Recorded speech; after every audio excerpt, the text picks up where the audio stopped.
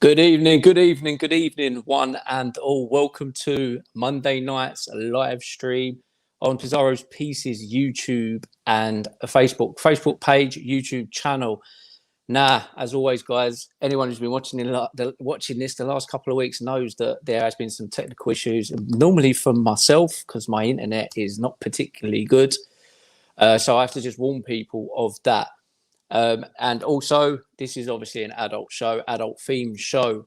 So there might be swearing. There probably is likely to be swearing with, especially with the co-host and the guest we have today. So without further ado, let me bring the main man into the stream, co-host for the evening. It's Mr. Big C, aka the Love Hammer. New nicknames. They're calling me the Love Hammer now. I don't know what it's all about, Tom. That's a lovely background you got behind you, by the way. It's like if you were doing a little segment talking from home, like an interview on This Morning. Is what it looks like. Well, looks good. Well, unfortunately, mate, you know what, my internet's not the greatest. I've been having some issues with it, so I've come downstairs. I'm out of the toy room. I'm in the living room with some good light and everything. So you just need a bookshelf. You just need a bookshelf behind you, didn't you? And you got the perfect like little setup from home. Definitely, thanks mate, to Colin definitely. Wicks as well. Another Colin Wicks special with the hat tonight. So cheers, Colin. Fantastic. Now, before I bring tonight's guest in, as always, if you're watching on Facebook, please share, show the love, like it, and the same on YouTube. If you're watching on YouTube, don't forget to like it, give it a thumbs up, subscribe, and all that. It helps with the algorithms, especially on Facebook, because Facebook is fucking garbage, to be honest with you. It's absolutely bizarre the way it works. Now, tonight's guest, some of you watching this will know him. Some of you may not. He has got a YouTube channel. Now, normally, most of our guests have been predominantly from the background of, from the toy world, from the action figure world, toy collecting world. Tonight's guest is a big retro gaming collector. So without further ado, let's bring him in. I love retro games. I love them. Evening all. Hey, Mr. Stu from Tooty. Evening. Evening, Stu. Stu from Tooty UK. Thank you very much for coming on tonight, mate. Thanks for having us. Good stuff. I don't like the background, Stu, but we've already discussed that, haven't we, mate? Well, yeah, can't be out. You've got to protect you. No worries. You've got to protect the games from the UV light, unfortunately. So I'm out in the conservatory. Quality. Good stuff, mate. Good stuff. We have got, as always, for everyone who's watching, we have got competition. And you just mentioned, Big C, about being sponsored by the hat being sponsored by Colin Wicks, and as are the two prizes tonight that we've got. We are going to do. Go on. Colin Wicks is basically. I mean, without Colin Wicks, there is no show, is there? Do you know what I mean? Well, can't really say, mate. Yeah, you're bang on, mate. You're bang on. But one of the things we were going to do tonight was we spoke about, Chris, was the comments. Because last week we had big problems with the comments with regards to keeping up with it. I'm not going to read out every comment that comes up. But I will bring them up on the screen. And if there's any questions, if anyone's got any questions for Stu, obviously we will stop at and we can ask him. So if you've got any questions with regards to Stu and his gaming collection and everything, then feel free to ask away. Now, go on, mate. Because last week we lost a load, didn't we? And a load of people didn't get their messages through and things like that. We don't want to upset anyone. You know, we don't want people hating us thinking we're ignoring them. So if it's Tom's fault anyway, if that does happen. Exactly. So nothing to do with me. Mate, listen, everything's my fault because, like I said, my internet is garbage. And I don't know why, because the first half a dozen shows we done didn't have any issues. Yeah. And now I seem to be having issues, etc. Now we got something good here because last week we done some good prizes, and one of the people that won has redonated back, which was obviously Paul from the Toy Scavenger, the Bucky O'Hare. What's his name? Al Negator. Only on this show, mate. Do the winners donate prizes back? It's happened multiple times. It's rigged. Exactly. So this one. What would you call it, Big C? Like anyone can be in with a chance between 8 and 9. It's the random one, isn't it? You got to have no knowledge about a question or anything like that. It's pure luck, isn't it? You know, it's a random time between 8 and 9 o'clock. We got a time in the envelope. Between 8 and 9 o'clock. There's a time in this That's sealed it. envelope between 8 and 9 o'clock. First comment on either Facebook or YouTube in that time that we're going to open up at the end will win that prize. Yeah.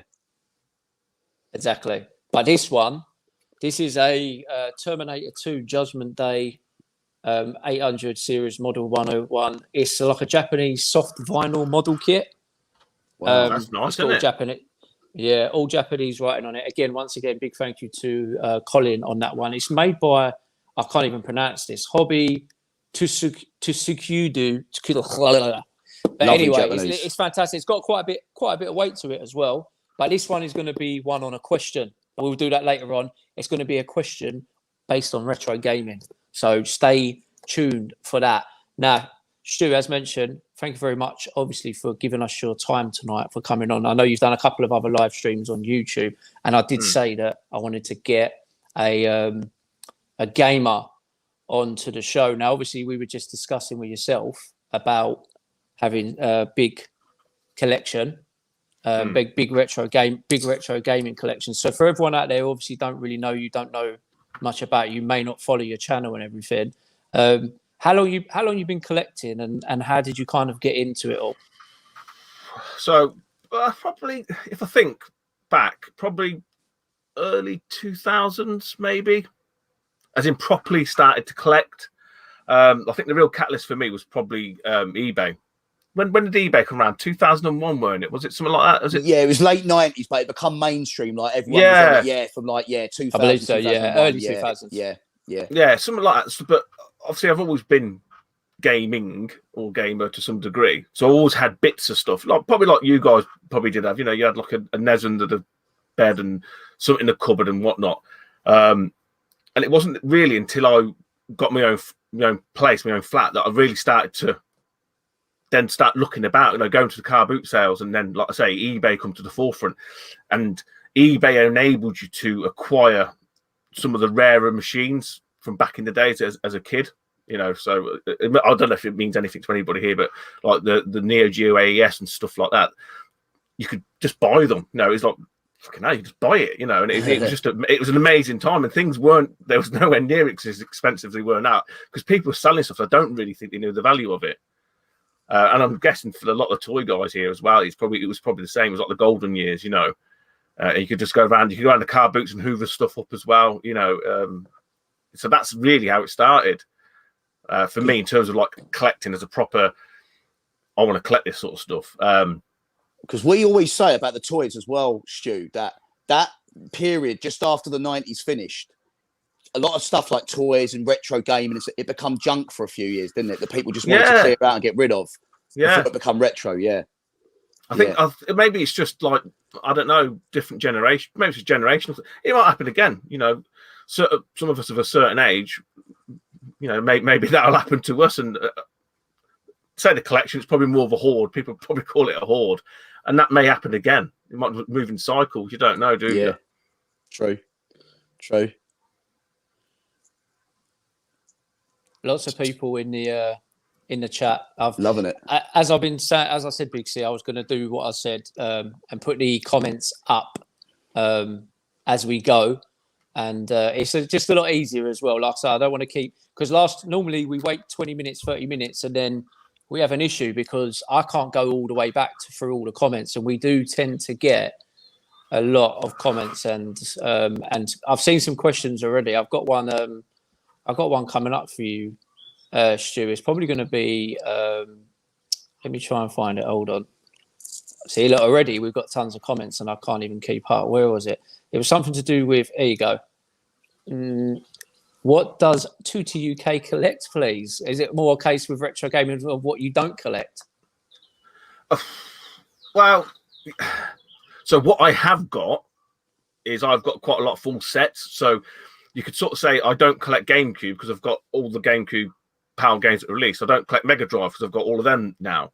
So it's like, what do I collect for now is different to what I have collected, if that makes sense. So what I don't tend to do, I don't sell a lot of stuff on. And I watched you, Tom, and a few of the other guys, and you tend to sort of cycle and churn your collections. And a lot of game collectors do that. They'll sell stuff to buy stuff, whereas I don't. I just fucking hoard it. I just have to put it in different places and screw it away, you know, like under the stairs, in the garage, you know. Because I couldn't believe, Stu, when you talk. So basically, you've basically got the catalogue of all the main retro consoles that you can think of. You've basically got the whole back catalogue of games. For most of them. So I've got a full N64. So for those that don't know, there's different regions. Yep. So in the UK and Europe and Australia, we were under the PAL. Explain that, Stu. Just explain that. What is that? What? Because I don't really understand. So PAL is a video signal. So PAL is 50 hertz. Okay. Obviously, it's defunct now with HD and stuff. But back then, PAL was 50 hertz, but it was a clearer picture. Whereas the US and Japan, what we call NTSC, they run at 60 hertz. So you probably see a lot of people will sort of say the games ran faster because they ran 16.5% faster. But realistically, from an image perspective, the PAL was a better image, but it was slower. It was bordered. You'd see the borders. Yeah. Like, you know, it's like squished like that. So when you talk about like different collections and what people collect for, you know, me personally, because I just went for the stuff that you could buy in the UK that was in the shops. So that's why we call it the PAL collection. Obviously, with Australia being tagged into that, it kind of gets a bit of a grey area a little bit. So some people sort of say, like for me, I've got a full UK PAL Mega Drive set, whereas because there's about 5 or 6 in Australia that are really expensive, like hundreds of pounds each. Yeah. And obviously, I know people that got like their collections would just blow your mind, but you kind of have to pick and choose your battles in that respect. So for me, I've got a full Sega Master System set. I've got a full GameCube set. I've got a full N64. I've got a full Sega Saturn, and a full Mega Drive. Wow. And then I've got bits of other stuff. So I've got Super Nintendo. I've got, you know, again, some of the foreign ones like PC Engine, which is a Japanese system. Do you know what? So do you play it on? Obviously, you play your consoles. Do you play it on modern TVs? Where is it? No, there you go. Look, that's a Bang & Olufsen CRT. Right. Because do you know what, Stu? So the kids, my missus, dad dug out an old N64. We thought, the kids are like playing it. So we got it out, set it up, and it's like the picture is so distorted on the big modern tellies. Yeah. Obviously, you can see it pixelated. I mean, it's like looking at it like you're pissed out your head. So the thing with the N64 is, especially in the PAL version, it's what we call it's been smeared with Vaseline. The picture. Yeah. Because again, I'm not going to bore people too much, but some of the older consoles, there's what we call different outputs. So if you plug it in with RF, which is like an aerial lead, right, which is the shittiest picture quality you can get, it still looks terrible. You then got what we call composite, which is composite, which is your red, white, and yellow. Right, so the yellow is video, and the red and white is the audio. Then you move up to S video, which is slightly better. So the most N64 can output is what we call S video. There are different types of connectors on the TV. And then the sort of best picture, if you like, is what we call SCART RGB, which is red, green, blue, which is like pure signals that split the colours. Yeah. So, you know, and again, not to bore you too much, but with the N64 and stuff like that, there is something that you can use called the OSSC or FrameMeister that you can run onto a bigger screen. Yeah. And some upscale and some line double it. But again, it gets it. You know, for most people, it's probably too much. There'll be loads of people out there who know what you're talking about, Stu. I'm thick as shit. So, you know what I mean? Everything you said, you know, I don't really understand. I can't really take it in. No. I'm stupid. So no, it's just learning. It's just you know, as you go along and you do it for long enough, you start to pick up the lingo. That's all it is. Lovely. But the CRT, it's just an easier solution. But it's space because they're massive, as you know. Yeah. So where do you keep your? You got your collection all in one place, Stu? You got it all in one room? Yeah, all around you. Because you must have hundreds of games per console. Yeah. Amazing. Yeah, they're all in here. So the reason for people might be wondering what these blankets for, because I'm in the conservatory, and UV light is a big no. It's probably the same with the toy guys. UV is big no because it just bleaches the shit out of everything. Stu, you need to get yourself a new UV protector, though, mate. I'm not really liking that one. Hopefully, I won't be in here too much longer. There will be a games room being built. No, that's cool. That's cool. Just try and lose the Liverpool business, Stu. No, I was going to put some Man United ones up there. Nah, don't do that. It's even worse. Hotspur ones and let them bleach No, down. no. You're going too far now, Stu. None of them. None of them. No, Millwall though. No. Millwall I mean, off. look. I mean, what sort of man supports Millwall? A scumbag. Come on. Thug. Yeah, exactly. No comment. Exactly. No comment. Green Street. So he sits there in the Stu. He Fuck. sits there with his A plants fuck in the background, like he's a fuck that leaves mattresses out. Look, he sits there with them. Look, Mattress Stu, man. he's sitting there with them flowers in the background. Look, like Looks like he's butter selling wouldn't melt his Avon, mouth. doesn't it? Yeah, and he's a Millwall man. So what does that tell you? It's all a ruse. It's all Right, fake. Come on, Exactly. let's come off the football. Yeah, let's come off the football because I don't support a particularly great team, so we'll move on. Luca's asked, Stu, do you collect Game Gear stuff? Do you collect Game Gears? Yeah, I've got some boxed. I've got I've got probably one of the only if Luke knows about it, one of the only working units in the whole country because the capacitors go on the Game Gear, so the sound and the visuals go. But I've got a working one there. Tell you what I have got, and again, Luke might know this. There's loads of different ways that you can play different stuff. So I've got something called a Retro Freak. Kirsty, I remember that. We had them. Used to love it. There's like a little adapter that you can get. Where are we? And if I plug that into the Retro Freak, that allows me to play Game Gear games. Wow. So the Retro Freak's like it's like an emulation device, but it's got multiple different inputs and stuff, and you can play it via HDMI. Do you remember, Stu? Do you remember the Game Genies? Yeah, I've got Game Genies. Talk to me about what they were, because I remember back in the day, I never actually understood what they did as a kid. So the Game Genie was just a way to. It started on the NES, right? And basically, it was a way to sort of siphon into the game code and cheat. So you could do right. So you could. It was basically like it gave you extras within a game. Yeah. Extra things you could do. Yeah, infinite lives, stop the time. Wow. And obviously, what you could. Some of them, especially the action replay ones, they were programmable. Right. So you could actually try and learn how to hack it, because obviously what would happen is if you had an action replay and you I don't know, the latest game come out, there would be no official codes for it. There never was, so people would find codes and find little quirks and stuff, unlock weird levels and sound tests and all kinds of weird and wonderful stuff with it. But yeah, the basic premise of it was to sort of they sold it as a way to extend your game's lives, because back in the day, games weren't like they are today, where they hold your hand. It was like you just got dropped in there, and it's like, yeah, fucking off you go. And the ball's hard. The ball's hard. I remember like Kid Chameleon and that. There was like 1,000 different ways to go through that game, wasn't there? Do you remember? Yeah. So it was like, yeah. I remember all them. I wasn't a big gamer, but I remember. Yeah, so that's what the game Genies and the action replays were really for. They're just like cheat cartridges. Some of them doubled up as import as well, allowed to play import games, like a pass through. Because it was a thing that you put in the console and then you put your game into the Game Genie, didn't you? That's it. Yeah. I remember. Yeah, do remember that. Yes, I think Gloob did the Game Genie, and then you had Action Replay did the ones that were like more programmable. Yeah.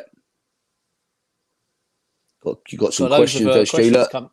Questions coming through. Yeah. No, it's like asking a toy collector, do you play with your toys? I do.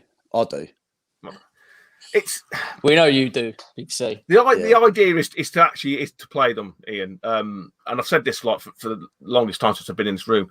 If anyone who's ever got a conservatory as a room, it's not conducive for anything. It's either too cold or it's too hot, and never the twain will meet. So. If you can't really watch movies in here because then it gets too bright. So, like I say, fingers crossed. When I get the proper games, I can start properly trying to play some of these. So, at the moment, Stu, you don't play them. I play them every now and then. It's not. I'm not because there's nowhere to stick. This is like my office as well, so I haven't got, and there's not a lot of space. There's not a lot of space at all. Dave, another question for you, mate. David World Toys. What's the pricing like in the world of gaming at the minute? Like during COVID and that? Oh, it's gone mental. You're lucky you're a man who don't need anything, Stu. You've got it all. Well, see, the thing is, it's worked. This was when we were speaking before, Tom, earlier. What's kind of happened as well a little bit, and again, I don't know if it's happened in the toy world, but with the COVID thing, and unfortunately, obviously, people losing jobs and stuff. So there has been sort of episodes where people have sold up because they're short of money, you know. And if you've got money, it's probably the right time to buy it. But then equally, the demand's gone up as well because no one's got anything else to do. I mean, I remember before the first lockdown, Wii's, which you couldn't give away before, were selling for like hundreds of quid. It's ridiculous. You know, Wii Fit. I mean, fuck me, the amount of times I walk past them at the car boot, I ain't lugging that bastard thing around. Now you've been selling them for 50 quid. You think, fuck, you know, and people have been making a lot of money from them. But what will happen is now, when they come out of lockdown, because it was to do with the exercise thing. Remember when they stopped people exercising and all that bullshit? Yeah. So that's why everyone started jumping on that bandwagon. But there'll be a flux of them now in the charity shops, no doubt. And the thing is, everyone will try and get their money back from them, and they won't be able to sell them. You know, they bought them for 50 quid, and then no one's going to buy them for 50 quid again. So you think it'll drop, Stu? You think the market will drop? Yeah. Certain things I think will, yeah. Would you ever be tempted to sell any of your collection in the years if to I come? had to. Yeah. If I had to, you know, obviously the kids would be sold first, and then that's the same with me. Yeah. Definitely. How hot's the blast furnace, Stu? Hey, How hot's the blast furnace? oh, it gets hot. It gets yeah, Rob. Yeah, it can get really hot in here, ridiculously hot, like 45. You have to strip off. Oh yeah, you have to get down into your pants, mate. Yeah, Mate, I love that. Yeah. Can you see that? Can you see the question? Lando's mucky, mate. What's the muckiest? Sexually explicit. Told you he's a wild man. Old man, though, isn't he? He's a wild man. Well, weirdly enough, one of the first ones is back. I don't know if you guys remember the old Atari 2600. I don't remember it. I don't remember. I know. But it's like blips and blops and blocks. But there were a couple made for that. Like Dig Dug. Was that on there? Well, yeah, Dig Dug and that. But there was a couple of sort of sexually leaning ones made for that. Yeah, back at that. So you're talking like early 70s for that. Quality. I don't know when you see sexually explicit when Mortal Kombat was a thing. Do you remember when Mortal Kombat comes to the forefront? Like the 90s. What happened is then they brought in the age rating.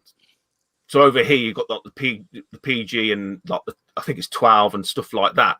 Well, that was done because of Mortal Kombat. Over in the States, I think they're called M for mature and whatever. So really like sexually explicit, if he's talking like porn, that ain't going to be a thing. I mean, you might get some on the old 16-bit computers like Amigas and STs, which are like probably dodgily done, but official games, no. I mean, Leisure Suit Larry was tongue-in-cheek. That was a point-and-click game. That was a bit sort of risque, a bit like the Carry On movies, you know, a bit like Slap and Tickle. Right. And it drops sort of like little sexual innuendos in there, you know, because Leisure Suit Larry, he was like a Lothario in a white suit, thought he was a bit of a ladies' man and stuff like that, and he'd try and get with like women with like quite buxom and whatnot. And it's just a adventure game, but I don't think really sexually explicit. No. What about A Boy and His Blob? Surely that was a reference to a boy and a blob of semen. Surely. No, that's David Crane. That was NES. Good game. That was a good game. Yeah. Do you reckon there was a reference there? Do you reckon that was? I don't know. You don't know, do you? You'd have to ask him. Maybe. Quality game though. Slime, mate. Off the probably be better. It was almost like, you know, when a boy gets into that stage where he starts experimenting. You know, that's what I thought it was always referenced to. What's the rarest game you own, Stu? So there's rare and there's expensive, and again, probably in the toy world, you've got the same thing. People sort of say this is really rare, but no one really wants it. So rarity and expense are kind of like people put them together, but sometimes it doesn't always work that way.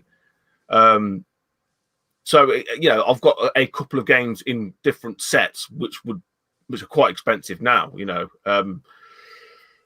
Death and Return of Superman, which is not a very good game on the Mega Drive. That's really expensive. You know, you're talking 500, 600 quid for that one game. Wow. So just for the game. Yeah. And they have to obviously come with their cases there or their boxes and that, for that. Yeah, so to be a bit like the toy collectors. You know, you might have a toy that's in the box, but it hasn't got the innards or it hasn't got the instructions. So we call it CIB, which is complete in box, which includes like the manual, the box, and the game. But again, different formats. You kind of have different rules a little bit because with what we call Nintendo cardboard, because a lot of Nintendo games all come in cardboard. So they're harder to get because obviously the cardboard just doesn't age as well as like Mega Drive come in hard clamshell. They're like VHS almost style, aren't they? Yeah, kind of. I mean, I'm sure a lot of people know. But yeah, you've got these kind of you know, the tough. They'll last forever, really, if you look after them, wouldn't they? Well, exactly, yeah. You know, and I come a bit weird. I put all the manuals in the baggage as well. Got the manual in there. Look at that. So is all your collection like that, Stu? That sort of standard? You got all the books, everything. I'd like to say yes, but it's not. No. So the N64, because it's Nintendo cardboard, is a basic mixture of loose carts and box games, and some box games haven't got the manuals. Most have, but not all. Yeah, I'm missing about 5 manuals from the Mega Drive games, and they're really all expensive ones as well. So what I'll have to do with that is buy the game again and sell mine without the manual. And that'll fund. Again, it's probably not too dissimilar to what you toy guys do. You know, if you want it mint on card or you want it, and some people don't collect on card, do they? And stuff like that. You kind of you build your collection up slowly, you know, and improve on it. Tom, tell this man about what I do to vintage toys on card. I'm a demolisher, so I get 30-year-old cards and things like that. And I just rip them open. I just have them loose. Yeah. Throw the packaging in the bin like it was something I just bought from the shop today. So there was a thing when the Wii U came out. They were called Amiibos. You've probably heard of Amiibos. Little figures. They are really nice and detailed. Yeah. And people were obviously collecting them because they're like little statuettes as well. And there's a few lads obviously that I watch and stuff, and very similar to yourself, Big C. They would rip the box open to have the figure because they'd actually use them for Smash Brothers. God, they used to get some troll in the video comments because people were like, "No, what are you doing?" People get offended by it. People actually get disturbed by it. I know our girl Lucy. You got slated. Regular viewer. Yeah, we got a regular viewer, Lucy, and she wants answers about why that is done. She's not happy. Sacrilege. Yeah. What's your favourite modern day console? We've got loads I don't do modern. I don't do modern. No. What do you stop at? What do you stop at, Stu? Where do you go to? PS2. PS2 sort of Dreamcast. That's it. Yeah, early 2000s. Yeah, that's it. Yeah.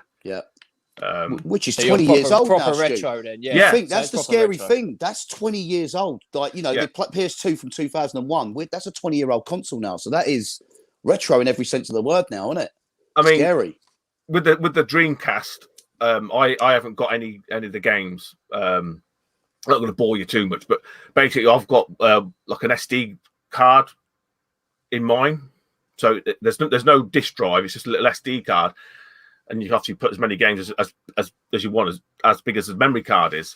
With the PS2, obviously that's still like the physical media, but that's a select games. I mean, it's something like it's either over 1,000 or it's 900 odd games. I think it's over 1,000 games for the PS2 for a full set. You know, that's ridiculous space. Do they still do it where you could play a PlayStation 2 game on the PS5, the most recent console? Can you still play all the legacy games?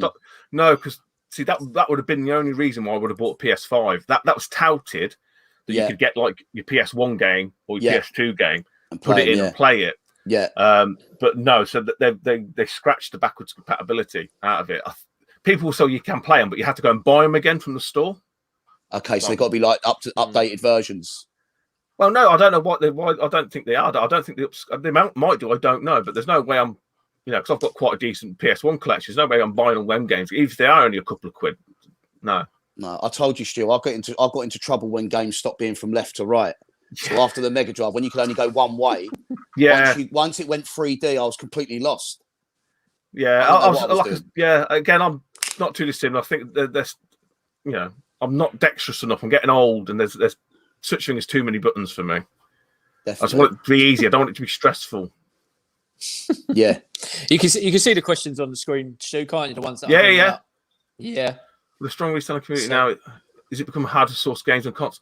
It depends, Scott. I think again, you know, some of you, I don't know. I'm guessing some of you probably do the opposite to what I do. Obviously, I go to the car boots, I go to the charity shops, and my collection really funds itself, for want of a better word. But I've bought and sold old toys and games as well, because I know what's worth money. Same as people probably go there and see the games, and they buy them to go and buy something else for themselves. So, again, like I would probably assume, as with the video game stuff, the toy stuff, reselling is always a thing, but it's definitely got bigger. And probably, I wouldn't say cutthroat, but there's definitely more people jumping onto the bandwagon. And you tend to find, I don't know, maybe the people that do it full time are a little bit more brutal. Maybe, I don't know.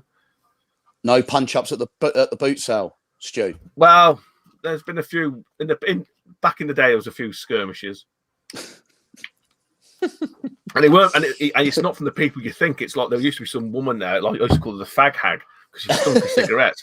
Yeah, but she was fucking horrible, man. She'd push you over. She tried to push me over a few times. There's some animals out there, aren't there? Yeah, Lizards, mate, lizards. the lizards are. You've got to watch the lizards. They're everywhere. Do you own one of them Panasonic jobbies? The I've what 3DO. Frank's Yeah, I've Yeah. got an FZ.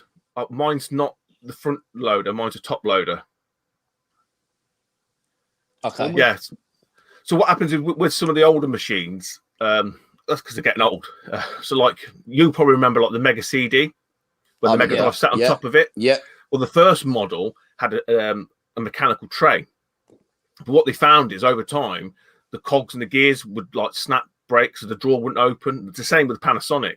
So they brought out like the Mark IIs. So the Mark II Mega CDs sat at the side of it like a tray, and you just press a button and the lid flipped up. Well, I've got the Mark II Panasonic, but the lid flips up. But the Mark I's, what he's referring to, they do look quite nice. They were like made by Gold Star and stuff like that.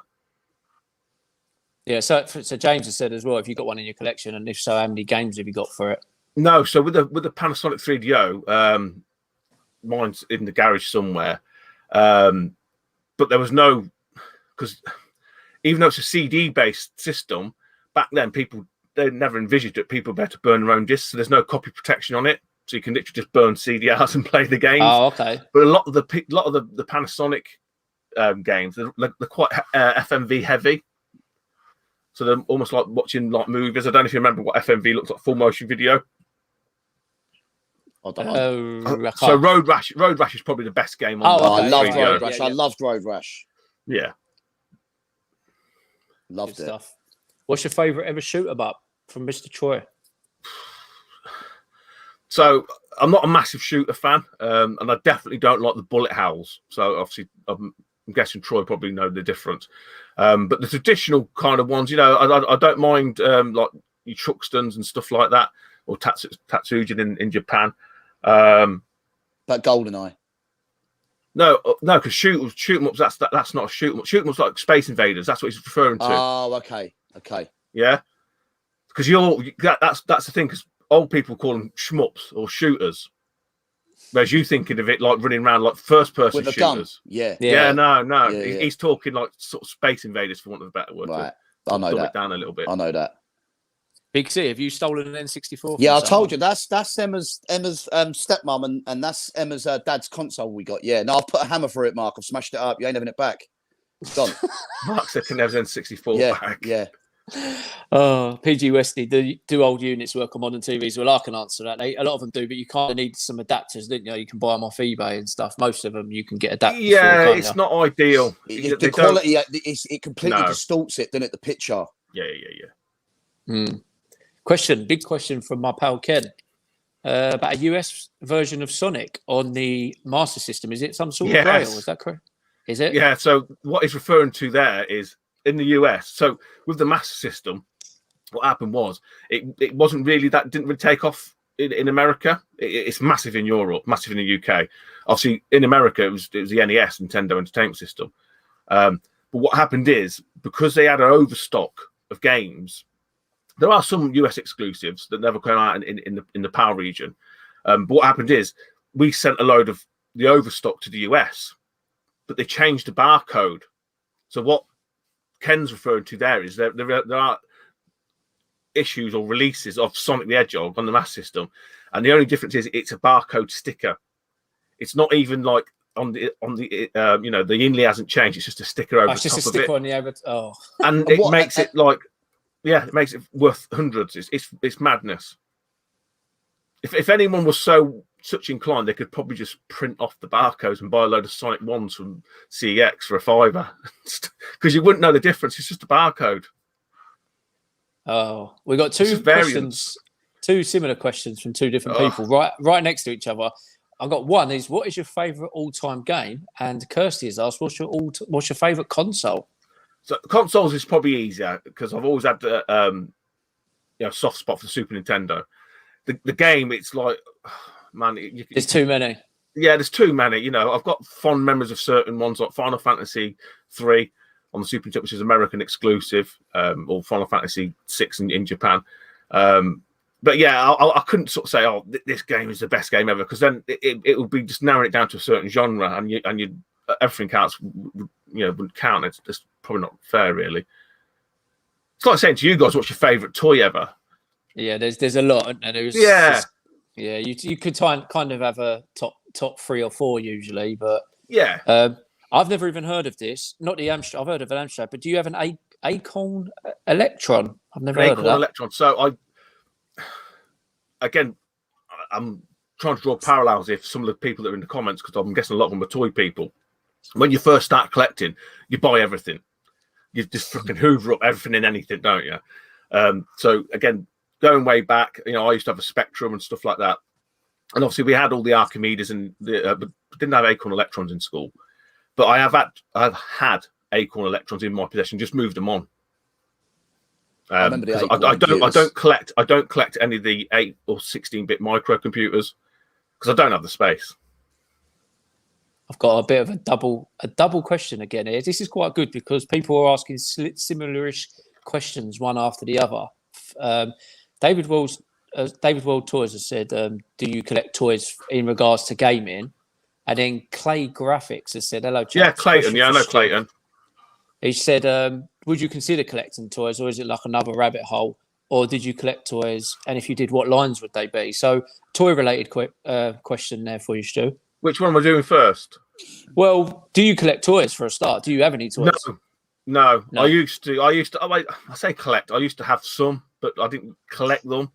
But like I referenced before, I would buy them at the car boot, and I have done, and I would definitely do toys, board games, and I've made good money out of them. But it's all gone back into collection. It's just trying to sort of keep it paying for itself, essentially.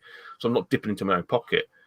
That's the general idea, trying to make it as cheap as you can. And I've had some really nice items I bought. As an example, do you remember the Tooty Super Cup football, where it was like air hockey? Do you remember that one? Oh yeah. I don't know if you remember. It's like a little tiny board up, and you have the little characters move up and down. Yeah, I remember. Actually, I do. Yeah, I do remember. Well, some guy was selling an electronic board game, wasn't it? Yeah, it was a football pitch. It's called Tooty. Yeah, I remember. They used to move in little channels, didn't they? Yeah, that's it. Yeah. Well, there was some guy on Facebook, and he sent a load of board games, and I saw that straight away because my brother used to have it, and I'm like, I'll have that, and even delivered it to my house for 30 quid. And I sold that. That went to America for like 150 quid. But within that thing as well, and I didn't realise this at the time, there's a board game called Hotel. Again, I don't know if you remember that. Hotel. That was like another 60, 70 quid. I picked one up at a boot sale before for like 50p, but it's one of them. It's like Monopoly. You don't know if you want to sit there for an hour to see if it's But this is the thing, because because the Tooty Super Cup still had a lot of the spare men still on the pegs as well in the bag.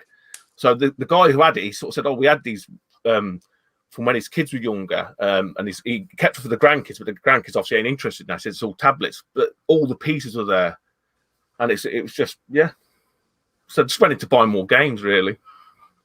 So you haven't got anything related to you haven't got any like action figures or toys relating to like Mario, Sonic, or anything like that, or you've got bits and pieces, or Yeah, I've got a few bits of people. You know what it's like when people you sort of say, "Oh yeah, he likes games," so you end up like some sort of Mario figurines and little bits like that. But yeah, nothing. Like I say, I couldn't appreciate the toys. I like going to the Oh, you came to toy NEC, fairs. didn't you, a couple of times? Yeah, and all that kind of stuff. I can really appreciate it because I was a kid. Believe it or not, I was a kid once back in the 80s. So all of that comes back, and I do know what to look for. And I watch a load of toy channels. Give us one toy line, Stu. Indeed. You had to collect one toy line. What would you go for? I'll probably say Action Force G.I. Joe. Good choice. I'm an action man myself, so similar. Do Yes, know what I mean? I know. Same sort of. Yeah. Chris, Not them action men, mate. They're the not stuff worth you anything. collect, mate. It's not. Yeah, In the same I'll league, make mate. it sound It's like not I'm a in the vintage same 70s, 60s action man collector. I collect the 90s crap. So, obviously I get a lot of shit for that. So, yeah. It's not in the same league for Right, sure. right, the stuff Tom, you're collecting, don't overdo mate. it. Don't overdo it, mate. Come on. You never know. Give it 20 years. That's what I'm saying. I've been tipping people Yeah. off. It's going to be the next big thing. It's going to be the next big thing. Too many people had it for it not to be worth anything in a few more years. This question here, you've kind of, I think you got this earlier, didn't you? What's your rarest or most valuable? Oh no, sorry. What do you think's the most valuable game out there? Sorry, I misread it. I thought it was your collection. Depends. There's probably the rarest one, or one of the rarest ones that people would probably know of, or be able to sort of identify, is Tetris on the Mega Drive. It only came out in Japan, and there's only a handful known about. There's a massive collector, I think he's still going, called The Last Gamer in Australia. He's got a copy of it. Oh yeah, because I always thought it was a Nintendo thing, Tetris. I always thought it was an exclusive Nintendo game. No, I mean, there's a whole story behind Tetris. It's basically a Russian guy developed it, and there's a whole rigmarole about how they had to go over there and speak to, do some deals with the Kremlin to actually get the code. Alex, really? I can't remember his name. Is Alex Popov or something? Because he developed it in his work time or something weird like that. So they took ownership of it. It was there's some weird story behind it, but no. That's probably one of the fewer rare ones. In the UK, there's Lakers versus Celtics over here, which was. I was about to say there's an NBA game, isn't there? Yeah. So the thing with that is that never got to retail, because what happened is they had a problem with the licensing. So there was some sort of documentation an EA employee had, and there's like a little chart, a graph in terms of like sales figures. And because what they used to do back in the day, they used to send, probably the same with the toys, they'd send some out like to advertise. The shops could put them in the window, and it's due to be released in a couple of months' time or whatever. And I think it was something like 99 or 98 of them were sent out. I think there's about 12 that are known so far in existence. How much, Stu? How much are they going for? Oh, $5,000, maybe more. Bloody hell! Wow, big money, Hell. Serious money, isn't it? Jesus. There's probably other rarer ones on different things, on different systems as well. But I don't. Yeah, definitely. There's people that will just collect those. Like there's people that will just hunt down obscure, the rarest rare ones games, and that's all they'll have. And you're talking thousands of pounds invested in like a box of games. It's a lot of money for one game. It's madness, isn't it? $5,000. Yeah, but it is. It's just what you enjoy, innit? You got to have a vice, ain't you? I suppose. Mate, the toy world can get a bit like that, to be honest with you. Don't get me wrong, but I suppose there's a lot of people out there that spend $5,000 on a Star Wars figure. So. I was about to say, so if someone, you're probably like very much akin to, like, is it the rocket missile firing Boba Fett? Do you know what I mean? Yeah, thousands. Yeah. Yeah, exactly. Definitely. What are your thoughts on? Gary wants to know what your thoughts on like emulation systems. Like I suppose like Raspberry Pis he's talking about, ain't he? Yeah, horses for courses. To be honest, I wouldn't sort of have one and say, yeah, I own all the games, because you don't really. It's just emulation. But I don't really have a problem with it. It's preserving them, And if you get your fix, then why not? I think they're good for people like maybe like myself. I mean, I've got a retro casual, 5, to be honest with you. Yeah, casual people that just want to play a game every now and again. Argos, they sell them, and they're little units that you can play as a handheld, or you can put it through your TV and have that as the controller. And there's like 50 built-in classic games on it. Yeah, it's quality. that's where the sort of mini consoles were really targeted for, you know, like uncles and dads and whatnot for Christmas presents.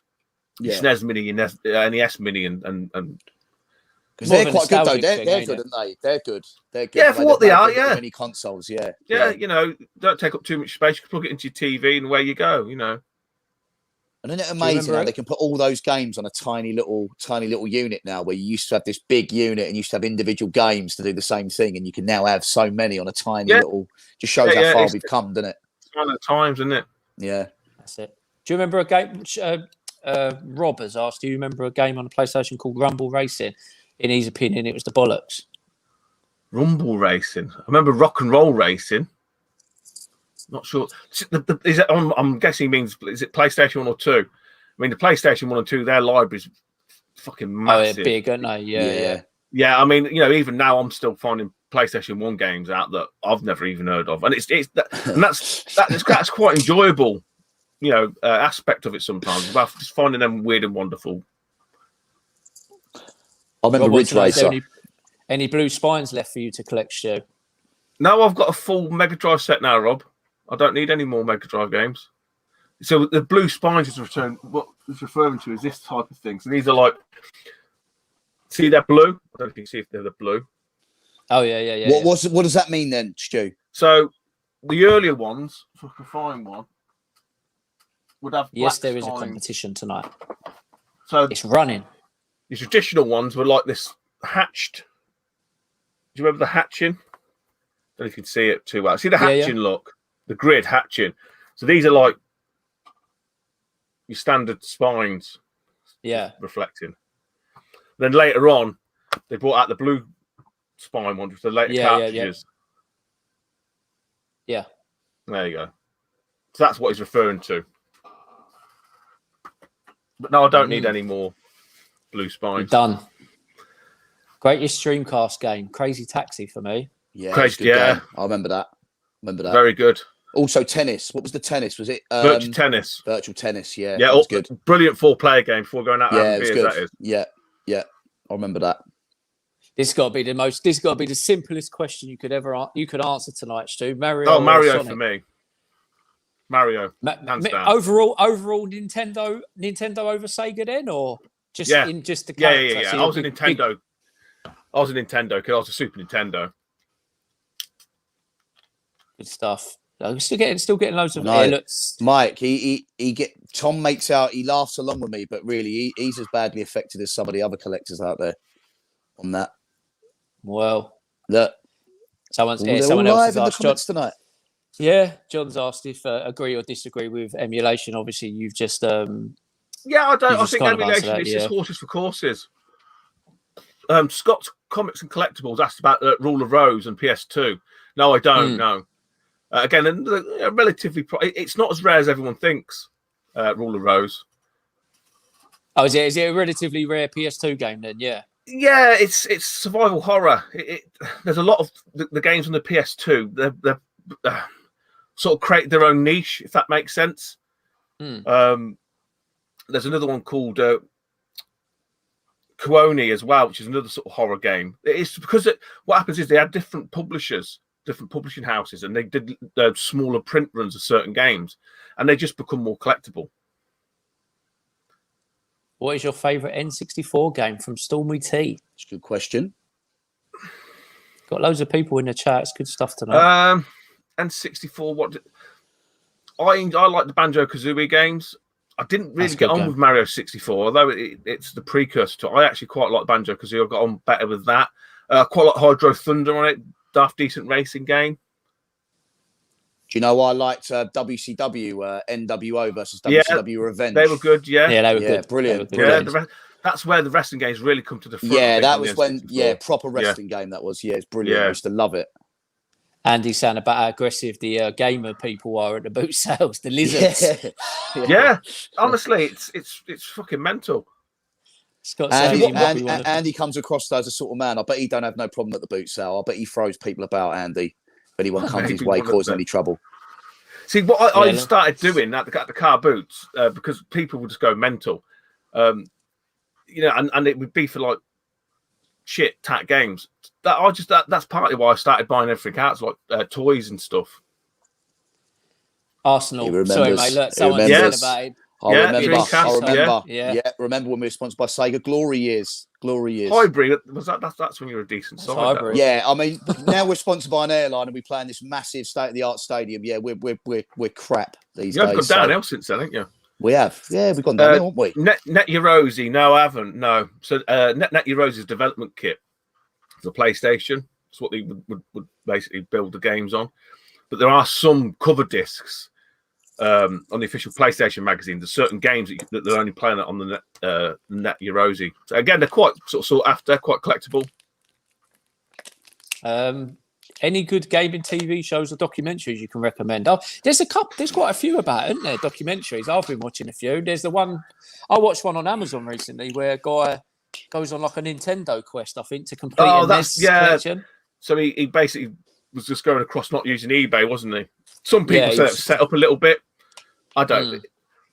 Again, hopefully there's not too many American people in here, but I think the Americans kind of try to make everything into Hollywood too much. I don't know if you. I just like the nitty gritty, sort of more realistic sort of channels and stuff like that. You know, I don't. Yeah, that. I don't know. That's nothing too commercial. Then, yeah, that was on the PlayStation. That was on the PlayStation that Paul's talking about in that comment there. No Mercy, yeah. No Mercy, yeah, it was a good game, wasn't it? That was good as well. But honestly, the original I remember in like '98 was the NWO Revenge. See, there is a show called High Score, isn't there, on Netflix? It's I think it's like five different documentaries on certain consoles and certain games. Isn't that the High Score girl? Wasn't that the one? Cheers, Mark. Yeah. I think it's I think there was one episode. I watched a couple of episodes. I think there's one on Mortal Kombat and Street Fighter, if I remember rightly. I think there's one on Atari, one on Pac-Man. I can't remember. I haven't watched it all yet. If you ever watch any of the sort of the documentaries, especially if they're American, they always cite the game crash of the 1980s. But it didn't happen in Europe, you know. And again, no disrespect to the Americans. You know, there's a world outside of America because we had the 8-bit home computers, so there was no game crash here. Good stuff. I'm just having what did my man Matthew put in? What's he going on about? Stu, can you let Big C know? I don't know what that's in reference to, Matt. We've lost you, Matt. We've lost you, Matt. I don't know what that's about, Matt. 13 minutes ago that was. So he obviously wants you to. He obviously wants you to sort me out over something. Oh, maybe he's on about. Is he a Liverpool fan? Oh, yeah, he's Liverpool. It's right. Matt, he is a Liverpool man. Yeah. So he might be Sunday. He's taking offence to that. Yeah. So yeah, that makes sense. Well done, mate. Oh, okay. A couple of.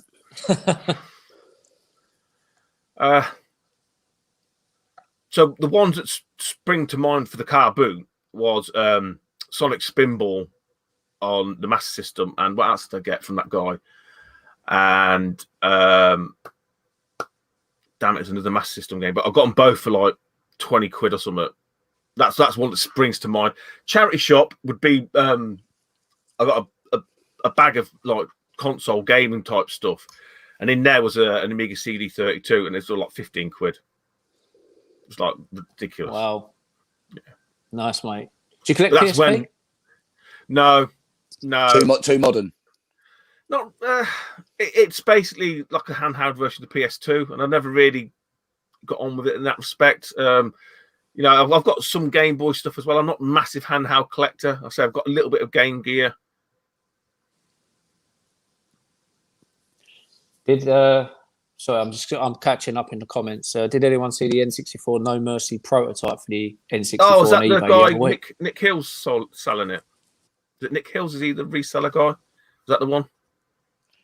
Because apparently, what the one that's on YouTube? Is it the one who's got a YouTube channel? Yeah.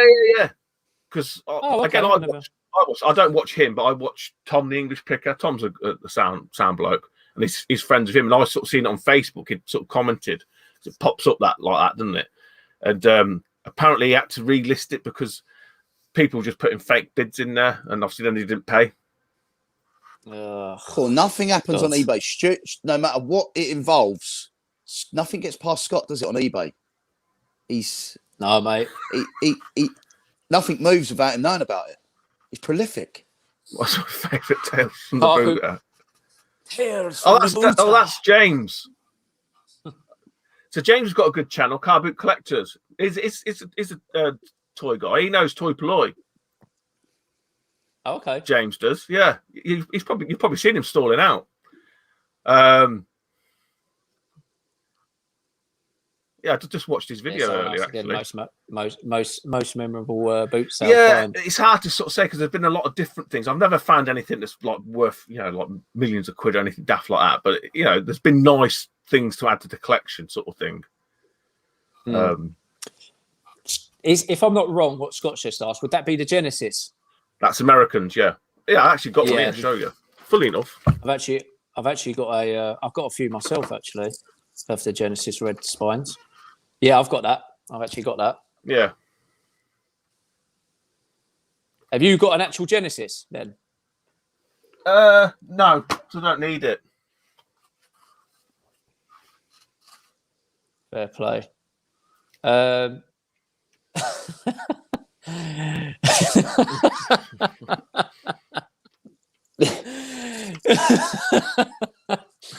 was the last time you went out? It was this afternoon. Walk the dogs.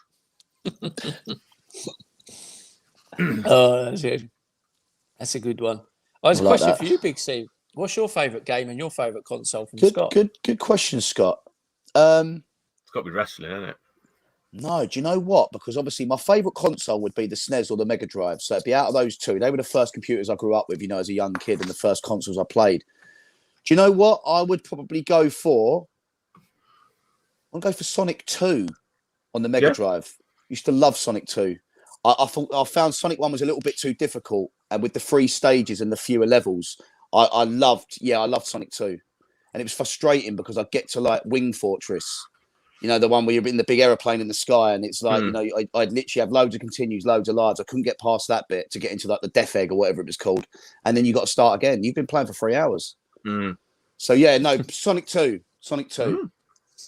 I actually, in my younger YouTube days, in my earlier YouTube days, I actually did a top 5 of my games. It's probably only got about 100 views because it was one of my first videos, to be honest with you. But yeah, I actually had as my favourite game. I think I had Maximum Carnage, which was the Spider-Man game. Got that, yeah, really good game. Obviously, with Venom being Venom. one of my favourite characters and everything. So Resident Evil on the PS1 scared the shit out of me, Ian. Yeah. He used to scare the shit out of me as well. Well, they're that good they've remade them again, haven't they? Yeah. We've only got a couple left. They've got loads, haven't they? Yeah, we have. We've got 2 more left after this. 2 left after tonight. Yeah, we've only got 2 more left after tonight. So was that to tie into the lockdown thing?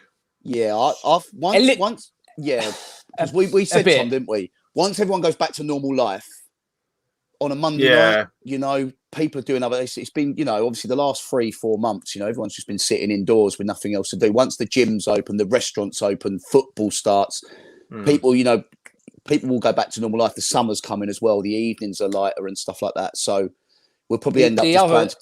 Go on. The other thing we said as well, though, Big C, was that we'll probably take a little break away from the Monday streams, but we were looking at potentially doing maybe one a month in the future. Potentially, it's a lot easier to commit to than doing one every Monday. Do you know what I mean? So when did you start? Go on, Chris. I'm potentially going into retirement, but we'll drop my new Instagram at the end. So people who want to still interact with me, I've got an Instagram now. You are on Instagram now, yeah. In fact, Tooty's got an Instagram. I knew you were going to say that. Yeah, our Instagram's up at the end, Tom. The thing is, Stu's got an Instagram. Wait, Stu's got an Instagram that's run by some random. It's not him. But he's pretending to be you, Stu. I have 2, two fake accounts.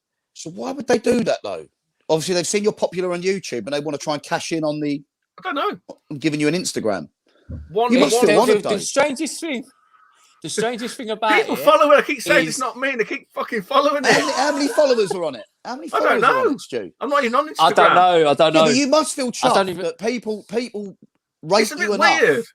They rate you enough to go out and commit fraud with a social media presence so they can enjoy a piece of you? I tried. So there was two. There was one that started up, and I could only assume from the sort of spelling the grammar, it wasn't an English person, because it's kind of like broken English a little bit, and they're quite harmless, you know. And it was like whatever, and I just thought it was one of the lads taking the piss, and that was going for a while, and then another one sprung up, because that first one was called Tooty UK _ He's looking at it now, isn't he? And then there's another one. I know, yeah. And there's another one that's sprung up called Tooty's Blast Furnace, which is definitely in English. Yeah, side. that's the one. That's the one. Yeah. So I've just. But the other one's dead actually now. Promoting your videos. It's promoting I know. your videos, Stu. I know. It's got like it says. Are you angry about it, Stu? Are you happy about it? Do you not? No, do you I not just really lean care? into it. Yeah. I just lean it. Very bizarre. Very bizarre. It's like someone's promoting. You says no blue spines today, but the honourable sniffy sniff. Make sure you give it a thumb. Make sure you give it a thumbs up. Yeah. It's the oddest thing. I don't know who it is. It could be a fan. It's almost like could be seen as like they're running a fan channel, Instagram. The first one when it started up, because obviously I didn't know what it was. Yeah, he did the bald head. Yeah, that was the first picture. That was done. Was that the first one? Was it last year? Yeah, yeah. So the problem with that Tooty's Blast Furnace, the only thing I didn't like a while back, I think it's before Christmas, they started attacking other people using my name. Oh, see, that's not on, is it? Yeah, and that's when I got a little bit like, no, come on, that's not right now, because people like who don't know, they probably think it fucking is me, and it's not Apparently me. that's one of your holidays. Yeah, but why wouldn't anyone think it wasn't you? The Yankee Stadium, Stu. Look. Yeah, I've never been to America. You've so given me an idea now. I'm going to set up a second Instagram and making out I'm Tom. I want to go around just causing trouble on it. Chucking mattresses everywhere. That's it. Yeah, you're the mattress dumper. Yeah. Tom's dirty sort of mattress. man goes around dumping mattresses, but outside his neighbour's properties and stuff. Yeah, what sort of Millwall man though, isn't he? Yeah, that's it. Pizarro's mattress. Yeah. Pizarro's no comment. Look, for everyone watching that don't know about that story, obviously you two are on my Facebook, so you've seen it. But yeah, that's we'll keep that story for another day because it's continuing a little bit as well. To be honest with you, when did you start? When did you start booting? Stu, when did you start car booting? Used to go intermittently, like 2002, 3. Because I remember, because my eldest was born in 2004. I mean, I definitely remember walking around the booters with her. It was a way to get out on a Sunday morning, a bit of fresh air and stuff like that. But it was only intermittently, and it wasn't the early starts.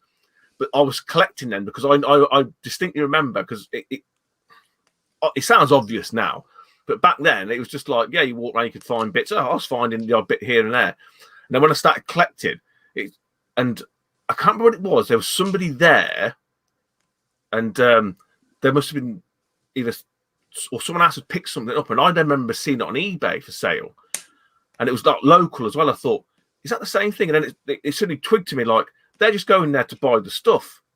Why don't I just go there early to buy the stuff rather than paying the premium on eBay? So that's when you have to start. Then you suddenly start understanding there's a whole fucking underworld of car booters, you know, and you start getting, you have to get with it or you fucking lose out. Did you have a Super Game Boy? Oh, do you have one, by the way? Yes, yeah, I've got one of them, yeah. I used to have Super a Game Boy is basically like a cartridge that plugs into the SNES and you put your Game Boy cartridges in top of it then.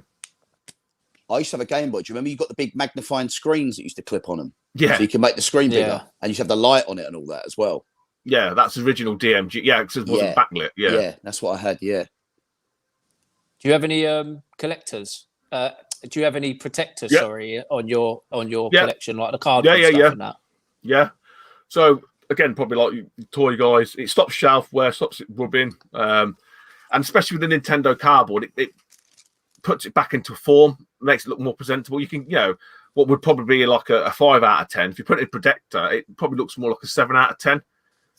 Just like smooths the edges. It's just deceptive, but obviously it stops it getting all scuffed up and grubbed up as well, especially the expensive ones. Cole's behind the toy channel has asked, I suppose there's a general question, is it easier finding games at car boots than toys?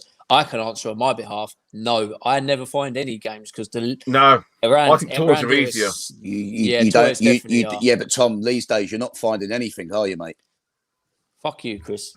You come with empty Yeah, do you know why he's bags. not finding anything? Because I told him Go on. about this. It's because he's putting all his videos out there. He's telling everyone where I know. he is, and they're all Yeah. going there. Yeah. No. Yeah, I yeah. don't tell people where I am. I don't tell people. You don't where I need am. to. They can tell from the video. Do you know what? We went up. I always bring this up, but we went to a car boot, me and Tom. I've come back with Tom and Jerry costumes. Yeah. So I'm having a good time. You know, I'm finding stuff. Yeah. Tom is walking around going, "Oh, fucking bringing me here, mate. Bringing me here. This is your fault. It's your shit here. You shouldn't have brought me here. There's nothing here. There's nothing here, mate. Oh, yeah, cheers for this. Oh, you know, I could have gone here. I could have gone there." And I'm walking around with Tom and Jerry costumes. I'm like, "Well, there's stuff here, Tom. You got to find it, Did mate." I actually find anything? Did I actually? I Find think anything you that day? found Mousetrap. You found a board game Mousetrap. You found a couple of bits and pieces, didn't you? Did I meet you there twice? I met you there twice before. No, only once. We bumped into Aaron. Aaron was there, wasn't he?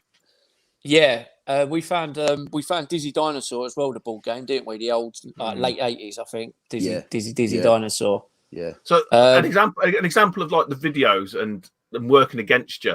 There's a chap who used to be on. His channel still there called Rich King Retro. He lives down south Cornwall way, and he was the same, like really successful YouTube. Walk around with his little GoPro and video this, video and that. And obviously, I still speak to Rich. I'm still really good friends with Rich and whatnot. And I see him like the last show before all the shit kicked off. And I had a little chat with him. And he goes, he stopped doing it now. He goes, everyone's fucking there. And it's basically because he was telling them where he was. And down in Cornwall, it's weird because they have a lot of smaller ones. You know, like only like a tiny small field. So they all literally shuttle between them of a Sunday afternoon or Sunday morning. But he was successful with the YouTube, but inadvertently sort of shot himself in the foot. Because everyone just fucking descended on it wherever he was. Fucking lizards, aren't they? A lot of them. Lizards, mate. Yeah. I like Andy's message. Then that's a good idea. I might start following you around with a camera at the boot sale, because me and Andy have both said before we particularly like when you're struggling at the boot sale, Tom. There's a weird entertainment value to it. What was that old boy? Andy likes it. What was that old boy, Tom? Who had the nice stuff? The with the cars. Yeah, he got really excited and he told him the price. Yeah, Tom was like, he wanted to, in the end, Tom was like, you wanted to tell him to piss off, didn't you? And he was trying to tell Tom how to use eBay and stuff. Yeah. The funny thing is that he had the RoboCop cars, didn't he? But one of them came up for sale on Leicester Vintage's toy page the other day. And it was £20. I'm sure at the time of the boot sale he was asking for 25 or something, 25 each, and I was like, mate, there's a rumor, Tom. He's never sold one, has he? He's there every week. He's never sold a car, has he? He's there one of them, mate. You could see him. There's someone at one of the car boots that I go to infrequently. All the stuff's fucking sun faded. It's ruined. They must have had them for like 15 years, but because they're that fucking stubborn. That's another way, Tom. We could keep the partnership going in a YouTube sense. We could have me versus you at a boot sale. Like the thing is with the boot sale videos, and it's kind of right what Stu says. Yeah, you got to. I think now more so than ever, you have to just take it with a pinch of salt. I know Andy laughs about me getting angry and all that because I've had a couple of wobblies. I've had a couple of wobblies in videos and that. But the truth be said is that boot sales are not what they were 4 years ago. But Stu, boot sale man, what Stu says is right though. It's almost like the YouTubers are feeding into the frustration. So they're getting frustrated that they're not finding anything. But you've had a couple of years of videos where you're telling people what you're finding, how much you're selling it for. And everyone's going out there now copying the YouTubers. Then the YouTubers end up empty-handed, moaning that there's nothing there. Yeah, it is. It's basically just eating your own tail sort of thing. That's a good way of putting it. Stu, that's a good way of putting it, mate. There's no point stopping now, though, boys. I might as well just carry on, eh? So might as well just carry on. Do I collect video merchandise? Was that in VHS? Is that what it means? Was it in video game merchandise? Video games merchandise. No, video game. I see what you're saying. Video game. Yeah. No. So I mean, there's some like again, mainly from Japan and stuff. There's some really like Resident Evil guns, like not proper guns, obviously, but they're like metallic, heavy, and all that kind. They're more like collector's editions. But I don't really go in for anything. I don't really go for many statues. Again, there's some fantastic statues that you can get, like huge, massive, expensive. I know there's people do. I have got some standees, some point of sale standees in the garage, a couple of Zelda ones, and they've been up there about 15 years. I bet they're worth a few bob now, but I can't get to the fuckers. But no, generally not. Because I haven't got the space anyway for merch. Good. Big C, I think we should do the competition now. It's 10 past competition? 9. Yeah, Let's do it. the thingy one. Yeah, the time one. So do you want to open it up and tell me? Yeah, should we do it? So everyone. Yeah, go on, mate. Do it. Fucking do it. There's a time in here. There's a time in here in this sealed envelope. No funny business like Tom's one. What do you mean, like my one? What's that? Well, people win, don't they? And they get the prizes back. Conveniently, they didn't want them, and you get to recycle prizes and that. So none of that business going on here. Even though Paul won it last week based on my one, didn't he? So he was the man who gave it back. So that's me talking rubbish. What do we reckon, Stu? Give us a time, mate. Give us a prediction. Oh, Between 8 and 9. Between 8 and 9. Between 8 and 9. We do a random pick between 8 and 9. What do you think, Stu? See how psychic you are. 8:17. I'm You're going going to for say 8:17. 37. Wow. Do you know what? I thought you were going to do it then. Because we've got 8:32. 8. Not far. Let's go He's back. not far off there. Second. He's not far off, Tom. Is he? And we've actually got a winner, and it's someone who's won a prize off us before. There isn't no rules, so Fix. It could be any. Yeah. It's full. Who is it? It's It's that toy scavenger bloke again. PJ Westy. No, actually, the toy scavenger had the comment before him. Funny enough, saying, "Hope you are well." So Paul could have won it again. Paul could have won it again. Well, he did.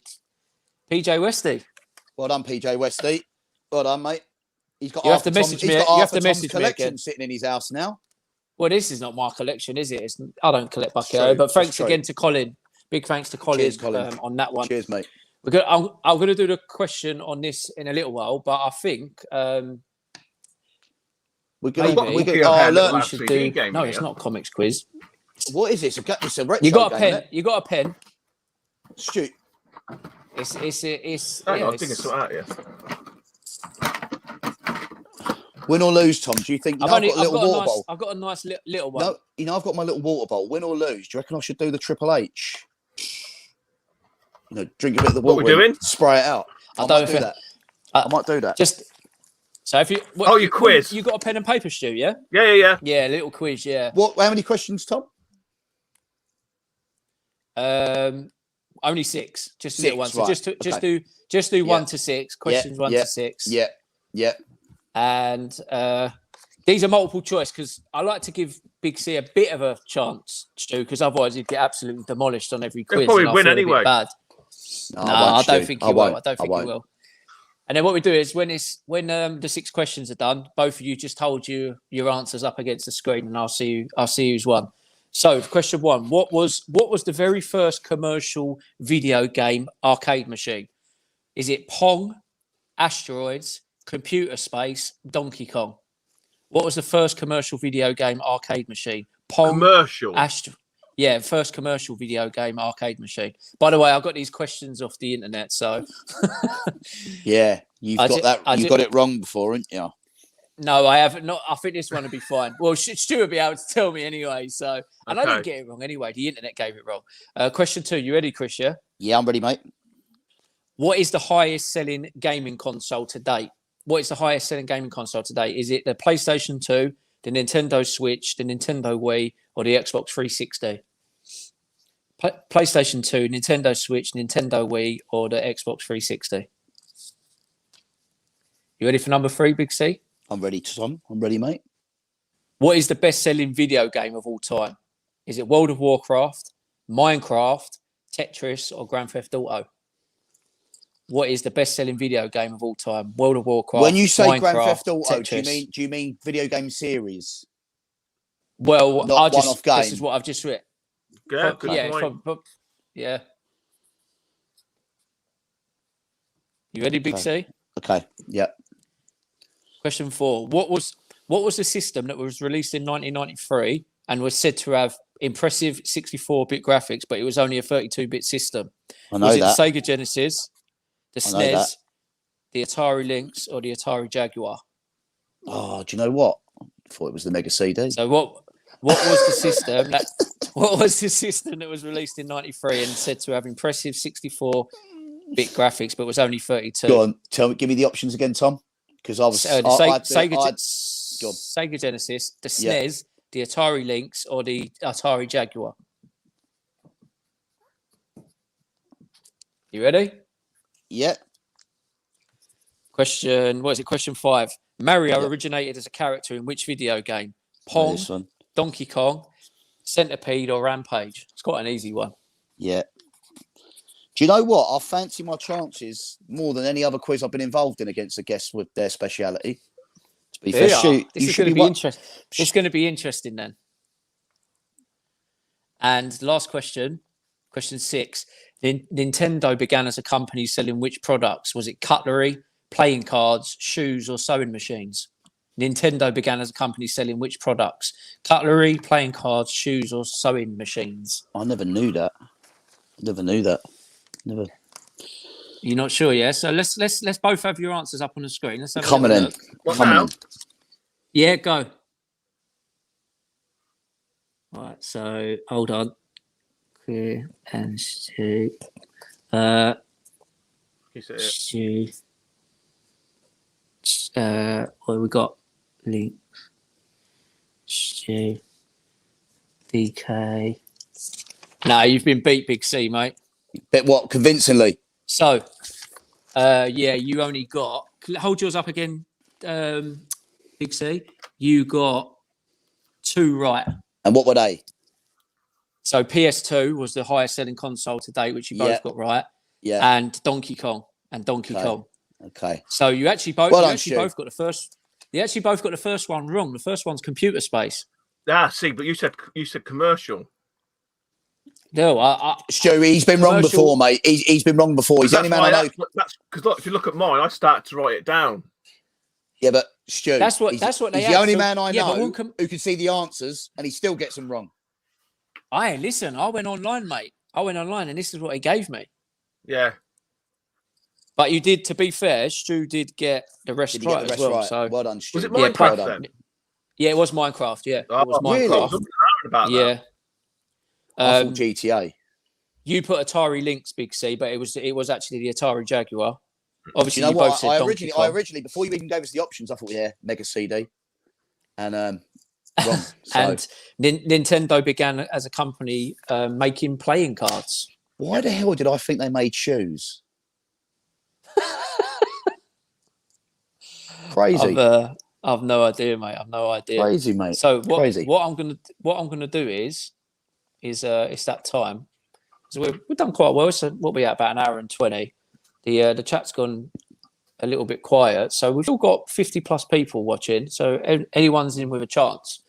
I'm gonna ask. Obviously, neither of you to answer this, please. I'm gonna ask a question, a relatively easy retro gaming question to win this Terminator, this nice, quite weighty model kit.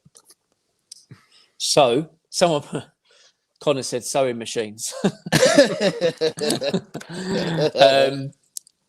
So, Good old the Connor. question is, and this is what do we call it, Big C? Quickest on the buzzer, I suppose. ain't Fastest it? finger on the buzzer, yeah. Fastest finger on the buzzer. So, ready for the question. Again, I did get this online, and I do believe this is correct. I don't want someone to give me the correct answer that I've got written down, and then Stu goes, "That's not the right answer." Now, I'm 100% sure this question is fine. So here's the question I'm going to ask: what is the highest grossing arcade game of all time? What is the highest grossing arcade game of all time? I'm just going to hold fire because someone's surely probably going to come up within the next 30 seconds or so, I would have thought. What is the highest grossing arcade game of all time? Whoever it is, you've won the Terminator. It's a good prize, that. That's quite It is indeed. quite funky, that is. Quite Think someone's unique. got isn't We it? got a winner. We got a winner. We got a winner. Yeah. Hold on. I wouldn't even know the answer to this, Oh. to be fair. My Can I say it? feed. Yeah, go on. Yeah, you can say it because a couple of people Pac-Man. have got it. Right. Yeah, Yeah. it's That makes Pac-Man. sense. It That is makes indeed. sense, doesn't it? They ran out of yen in Japan because of that. There's yen shortage. Really? What changed? So we've here's our the coins. Here's our winner. We've Ian. actually got quite a few people with the wrong. A lot of people saying Donkey Kong. A lot of people saying Space Invaders.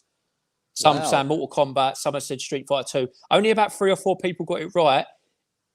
Ian, then Amar, then Troy, then Theo. Theo, how you doing? I didn't know Theo was on. Theo wanted Big up that as Theo. well. Our man Theo, he wanted that. He had his eyes on that, didn't he? I know. Scott got it right. Frank got it right. Tats and Toys got it right. Quite a few people got it right. Quite a few people said Space Invaders, which I thought quite a few people would say, to be fair. Yeah, that's probably second. Good. Well done to Ian. Yeah, well done. Yeah, I think Space Invaders was second. I know Mortal Kombat was in the top 5 or 6. If I'm honest with you, I remember that. Do you know what? I completely forgot. I want to change my. You know, remember Scott asked me a little while ago my favourite game. I want to change it actually. Sonic 2's up there, but Street Fighter 2. I forgot all about Street Fighter 2. Used to absolutely love it. Yeah, that's my favourite. See, there's that Nick guy, Nick Hills. I'm sure he was the one that had the cartridge. He's just said hello. Nick and Andrea, yeah, big car booters, ain't they? Yeah, I'm sure he was the chap that had the cartridge, the prototype. I thought it was him. I don't know. I don't know anything about it. I only know. I know Nick and Andrea. I see their bits and pieces. They do a lot of eBay related videos, don't they? They're eBay sellers. Yeah, quality. So I only knew it from Tom, the English picker. Have you ever completed Maniac Mansion? Maniac Mansion. Oh, it's meant to be Maniac Mansion. Sorry. Yeah, that's the point. Click Adventure. That's a LucasArts game. No, I haven't actually. No, it's quite. What happened with that early game? What they changed? Remember, like Monkey Island. You must have heard of Monkey Island games. Point and click Monkey Island games. No, right. Well, basically, they created something called the Scum interface, which you couldn't really die, but in Maniac Mansion, you could actually get stuck and you couldn't go back. It's kind of like pick this item up, take it to here, and use it here. Pick that item up, use it with this, and it's like a puzzle game. You have to sort of think about it. But yeah, really iconic. Day of the Tentacles, a follow up to that. Yeah, Scott said it's amazing on the NES. Yeah, I've got it boxed on the NES. Yeah. PG Westy, our winner of the Bucky O'Hare figure tonight, has said, "What time do you guys go to the boot?" Well, that would be telling, wouldn't it? You can't. Early. Put it this way, yeah. No one else is on the roads or anyone. No one's about at them sort of times, and it's very dark. No one in their right mind is. I know some people don't go to sleep; they stay awake. Yeah. No. Yeah. Well done, Ian, as well on that. Yeah. Thank you, Dark Lycan. Another Cheers, Dark Lycan. There you go, Stu. Yeah, they sold the 64. Yes, N64 I remember the Atari one. Yeah. 5K. Whoa, fucking hell. Lend us a tenner, Nick. Hold on. I want to. Where did these promo carts come from? They didn't come from a fucking boot sale, did they? I think the Atari one. I'm sure. I remember seeing again. It's probably off Tom, and I'm sure it was in a job lot that Nick had got, maybe from a charity shop. I don't know. I don't know where they'd come from.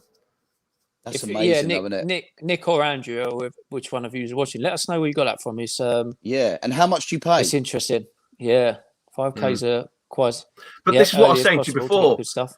In terms of like what people would collect from what they pay for. See, the prototype sort of stuff is really sort of after. The weird thing is with Atari, the 2600, it's not very expensive. It's one of the few sort of retro consoles that really hasn't got like the majority of the library isn't very expensive, but there's people, especially in America, the prototypes they go absolutely nuts for. It's just one of them, another like niche thing. Have you got a favourite Amiga game? Amiga, I remember the Amiga, but I remember. Lovely. Yeah. There's loads. There's so many good games. Speedball 2. I mean, hours and hours of Speedball 2. Kickoff 2 as well. A lot. See, one of my favourite games is Indiana Jones: Last Crusade, but it's the graphic adventure point and click. I've still got that in under the stairs. Was there a RoboCop game on the Amiga? Yeah, RoboCop that was 3, quite famous. Yeah, I remember that. Was I remember my mate one of the very early sort of, as you would put it, like the shooters, like the first person shooters. Yeah, where you had to aim and shoot. Yeah. Appreciate everyone's support. Cheers, tonight. Connor. I'm Cheers, Connor. hoping that I didn't. Obviously, we mentioned at the beginning of the show, because of the internet problems I had, that we were just going to bring the comments up, and I don't believe I've really missed any. Got to embarrass There him. was a- We've got to embarrass Connor. Connor's brother. Connor is the brother of Declan Rice, Stu, for West Ham, and yeah, the footballer. And he got man of the match for England last night against Albania yesterday. So yeah, bit of trivia there for you. Yeah. Connor's claim to fame. Oh my God, the game owed them about £1. Jesus. Yeah. Christ. Wow, that's unbelievable, isn't it? Nice. That's unbelievable. That's crazy, mate. Yeah. What's the rarest SNES game? Frank wants to know, or So probably with a handful, isn't there? Yeah, so with the SNES, you see, there's 3 different regions. You've got the American, you've got the Japanese, which is the Super Famicom, and then you've got the PAL. And obviously, there's different games that cross across different ones. Cool World's quite an expensive one, PAL. And then, weirdly enough, there's some PAL games that were released for the Super Famicom, which aren't expensive in the PAL region, but they are over in Japan. But Render and Range is quite expensive on the Super Famicom. A couple of grand there. Escape from Robot Monster Planet on the Amiga. That sounds like a master. Yeah, Escape from Planet of Robot Monsters. He That was knows an arcade game. Scott's like an encyclopedia on everything. Yeah. Isn't he? Amazing. He said that was his favorite Atari one, as that was well. very good. I've actually Big C. I've actually been able to keep up with all the comments tonight. So we're yeah. I feel it's we're we're completely Yeah, but it was up Toy to date. Polloi last week. We can't compete with Toy Polloi. Jesus. Yeah, Toy No, Polloi is the man, that to was be the fair. that was the week it was before. Scott. Scott was last Scott week, last week and the week before, but it becomes so difficult to try and read out every comment and actually give it the time and go into each comment. You'd be here all night, wouldn't you, doing it? So kind of adapt. You kind of adapt as you go. I mean, to be fair, we probably should have done this from the beginning, the way we're doing it now, and because it was the amount of comments we were getting on videos, even today, Stu, the amount we've had and the amount of questions that we've had. I couldn't sit here and obviously read every single comment out, but obviously it's nice to put everyone's comments up to show what people are talking about and stuff. You know what I mean? Inclusive. It's all about the guest as well. Because if it was just me and Tom doing a live stream, we'd end up with about 4 messages to read for the whole hour and a half. Now I'm sure you'll be all right. So yeah. So you mentioned about the ET game earlier. Do you remember? Oh yeah, there was thousands of them were buried, weren't they? In a apparently, desert or so, yeah. They did that. There was like a little documentary thing on that. They went to dig them up, didn't they? They found some. They didn't find as many as they thought, though. But it's a terrible game as well, ain't it? Awful. Yeah, it's not great. It's not as bad as people make out. But again, this is what I was referring to back when, especially a lot of American people, they sort of seen that as the big crash, the gaming crash, which we didn't get here in Europe because we had the 8-bit micros. Because essentially what happened is they just the market, they just flooded it. They flooded it with too many games, and people stopped buying them. So what Nintendo did, so why Nintendo didn't call it a video game system, they called it entertainment system, Nintendo Entertainment System. So they rebranded it, sold it, something slightly different. That's why it got to become so popular. Yeah, our channel's not as big as your channel. Nick and Andrew, they've got like 50,000-60,000 subscribers, I think. Yeah. We get nice numbers on the live streams. We get regular viewers and that, don't we? I bet Nick and Andrew don't video walking around the car boots. They're not as daft as that. Yeah. They wait till they've made the sales and then they tell you what they've done. Yeah. They do video around the car boot. I don't know. Yeah, no, they got the GoPro kind of. But I bet it's 4 weeks behind though, isn't it, or something? Yeah, they've already got the money in the bank before they're going around shooting the mouths off. Yeah, all these prototype cartridges. Definitely. Yeah, ET probably does. I've got ET. I've got it on the 2600. Yeah, terrible. So yeah, I mean, look, we've caught up with all the comments. It's good timing. We always say, me and Big C always say that we like to, hour and a half to hour and 45 is a good show for us. It's actually gone really, really quick, and everyone's been really engaging. Like I said, and for once, I've been able to fucking keep up with all the comments. Yeah, and questions and everything. We're all plastic crackheads, Stu. So the fact that you've kept everyone entertained with retro gaming for an hour and a half, that speaks volumes, really. Well, it's still made out of plastic. I suppose, shit, so. Yeah, true. There's a lot of similarities. There's a lot of parallel lines that run across both hobbies. Like I say, I watch loads of toy channels, so it's all under the retro umbrella, the pop culture umbrella, isn't it? Like I've got mates who collect trainers, Adidas trainers. I mean, if you ever see some of that shit, the old, I mean, they're hunting down Adidas trainers from the 1960s and stuff. It's fucking mad. There's so many different rabbit holes to go down. It's unbelievable. Yeah. It's true. It's true. I collect hats, cartoons. Yeah, I follow hats.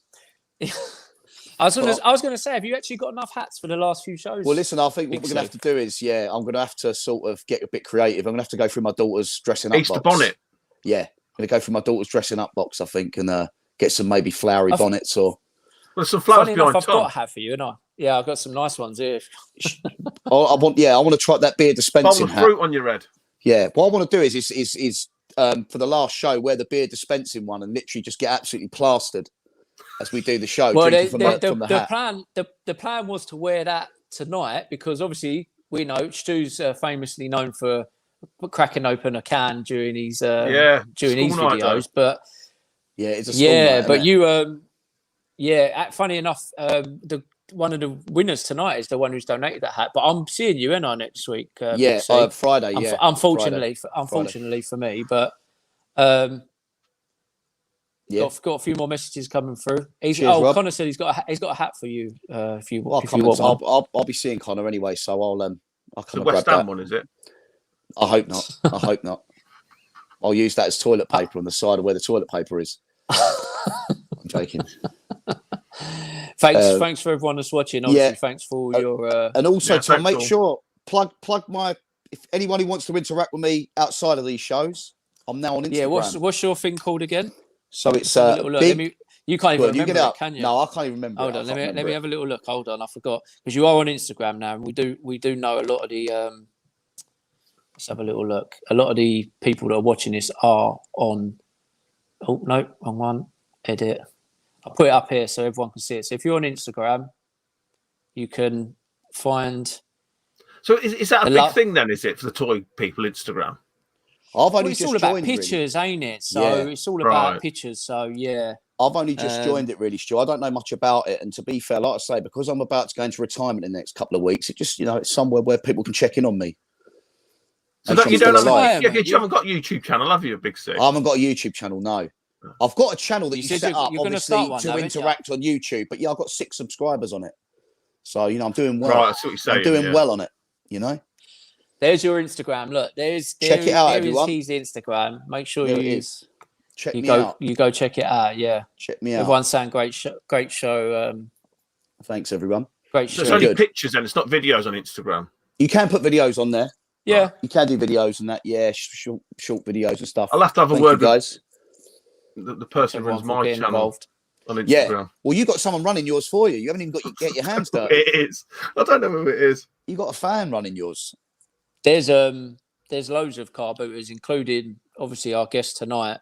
There's loads on YouTube now, and obviously Empire Toys, 1138 Aaron is one. Scott's Comics and Collectibles, good for obviously views. Friend of the channel. You boys get 1,000 views out of them, didn't you? Mm. See, I like watching Cheers, it at Kirsty. the end when Tom goes over what he's found. I don't really. Cheers, Connor. Like watching him walk round because I'm thinking I'll walk round myself. But I do sometimes think that people might be torturing themselves. Like this is what you could have won, and like I don't get it because it's like, why would you do that to yourself? Maybe I don't know. There's obviously some sort of voyeuristic aspect to it that people enjoy. But I like obviously car boot pickup video to see what people have found. But the actual journey walking round, I don't know because I do it, so I'm like, I don't understand why people would sit there and watch it. But horses for courses, if it gets, gets you there, gets you there. True. Big C, you might get some more followers like you did last night. Yeah, like I say, you might get a few more. You might get a few. I don't know why anyone would want to follow you to look at that Action Man. Nor do I. That Action Man crap. Wrestling. All you're going to see on there is wrestling and Action Man. So if you're not into that, then maybe you want to think twice about. So do you collect the Hasbros then as well? Yeah, I've got Hasbros. Got the Hasbros. I'm only a few off finishing the whole set. Obviously I do it loose, Stu, because I've bought so many on the Hasbros on card. I just open them and have them just as a loose collection. So what's that one? Is it the 123 kid? He's quite rare, isn't he? He's like He goes for like £400 now loose. See, I do know. I know. Yeah. So, like I say, yeah, I've got a loose Hasbro collection. I collect all the modern Mattel classic wrestlers that they release. And 90s Action Man. So, yeah. Well, what's the Action Man thing? Is that what you had as a kid or something? I just had them as a kid in the early 90s. Yeah. It was probably the last toy line I had before you go, toys stop being cool to play with, and you get into other things. Like I got into football by the time I was like 9 or 10. So yeah, it was the last toy line that I really dabbled in, and I just want to get the ones I had when I was a kid. Yeah, dress them up, and everyone, look, you've got loads of new followers. Is your phone blowing up? Big Sue? Yeah, I keep seeing them drop down. Do I have one? Yeah, of course I have one. Look, if you look, you can see, where is it? That way. Tom's got you can see all the logos. Do you know what? You can see all the logos. Well, I've basically got it come up. The Toy Scavenger has requested to follow me, and that's an honour. The man's got like 30-odd thousand followers. He's big in the game, and old Paul, isn't he? I've watched some of his videos. I'm sure I have. Does he do stuff in his loft as well? The one where he has done some bits in his loft. Yeah. He has done some bits. And he does two different camera angles, one above and one. Yeah. I've watched some of his stuff. Yeah. I'm subscribed. Yeah. Scott, send me your address, and I'll send you that busted up Action Man with a broken back, the one that just bends over at will. You can have that. Thanks, Pete. Hey, look. You can see you're getting all the followers, mate. Cheers. You're getting all the followers. You'll have more than me soon, mate. No, I don't think so, mate. You've got thousands. Mate, are you going to be giving out autographs at the toy shows and that? No, like I say, I'm going into retirement. Do you stall out then as well, Big C? No. I'm just Tom's. I'm just a mate of Tom's who's obviously well known in the community and stuff. And I just like piggyback off. I'm just like his stupid sidekick that doesn't actually really get involved in too much. He just drags me out on a Monday night. No, I'm not. No one's not on TikTok. No, we're not on TikTok, but brilliant to watch. I love watching TikTok though. They are brilliant to watch. Brilliant. I can just about run Instagram, Twitter, and Facebook. It's hard enough doing them three without TikTok as well. You want to get someone else to run your channel? Yeah. Well, I won't get Big C to do it because we always talk about the famous story when you came and done the toy show with me about when you left my table. I left his table, so he got me to pack up. He loaded the car up and he said, "Right, is that everything?" I said, "Yeah." We drove halfway home. He was like, "Yeah, you've left my table." So his main selling table I'd left. Is that was the NEC one? No, that was a little toy show, a little regional toy show, wasn't it? In like Hampshire way, yeah. Oh, because NEC you stayed over, didn't you, as well? Yeah. Normally I stay over at the NEC. It just depends really. Sometimes I drive up in the morning, sometimes I don't. But this show, he only helped me once, and he was fucking useless. Left the table. Oh, was that one where you had to bring your own tables then? You had to bring your own table. Yeah. And the thing was, you can imagine at the next show he did the following week, he had to have all his stuff on the floor like a car boot because his table was gone. His table was somewhere in Hampshire. There you go. But he reckons he's going to come to some of the shows. I'm going to come to some of the shows. Yeah. I'll come. Get to meet people. Because obviously we don't stall out. I don't stall out at every show. I do like to go to these shows as a buyer and as a collector. Yeah. So, but NEC sometimes, depending what sort of stock I've got, I'll either stall out or other times. I mean, you came, Stu, when I was stalling, didn't you? I think the time I see you there. Yeah. NEC ain't too far from me, like. No, it's probably the best toy show in the country, to be honest. Is it? It's certainly the biggest. Yeah, certainly the biggest as well. The amount of stalls and that. Because you obviously got Comic Cons and that, but the Comic Cons, they're big. But they don't cater for toys. It's more. They don't even cater for Comic Cons. They more cater for autographs and that. Yeah, and photos. They're money makers now. They're big money makers. That's what it is. That's it. But, yeah. Frank wants to know what happened to that table. I reckon the old geezer who runs the hall sold it for a tenner. Well, being a wrestling fan, I'd like to think that there was a dispute and someone got put through it. Someone got body slammed through it. That's what what have you heard in terms of events then for moving forward? I haven't. Well, BP, who do the NEC and Sandown, haven't mentioned anything yet as of yet. I don't think because Sandown's 10 minutes from where I grew up. From you. So 10 minutes is from where I'm from. So it'd be good to get out to a Sandown one day if that's back. Yeah, I haven't heard anything, Stu, to be honest with you. I think everyone's just holding tight. The boot sales obviously have said, we're opening. It's open now, that's why. Yeah, they're just going to go do that. But toy shows are a bit more thingy. I think we won't see anything till at least May at the earliest. We might get one little one here and there in May. But I think the big ones won't come back till June, if I'm honest with you, June upwards.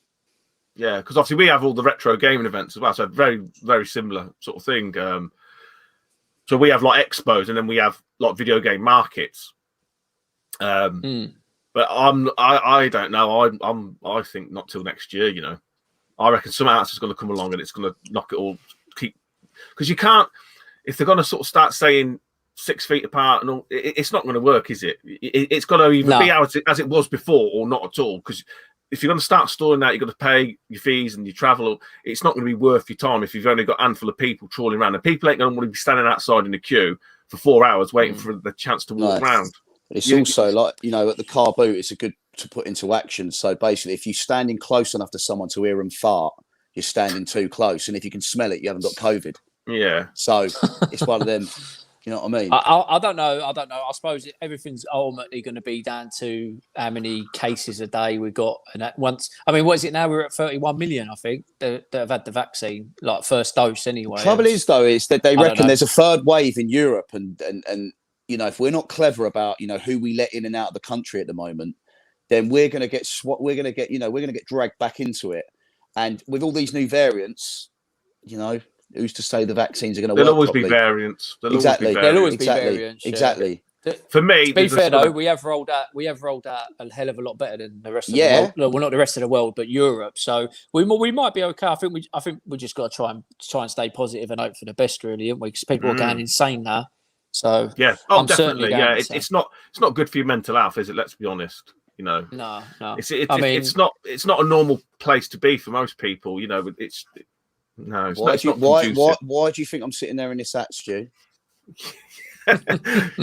You used to be a banker before all this stuff. Exactly. He was a high flyer in Wall Street. Now I go onto the internet in front of, you know, God knows how many people wearing things like this on my head. So collecting action man. It's having a massive impact on me. I'll be honest. Thing is with you, Big C, is that before all this, you worked from home anyway, so you've been no different. Nothing changed. I've always worked from my front room.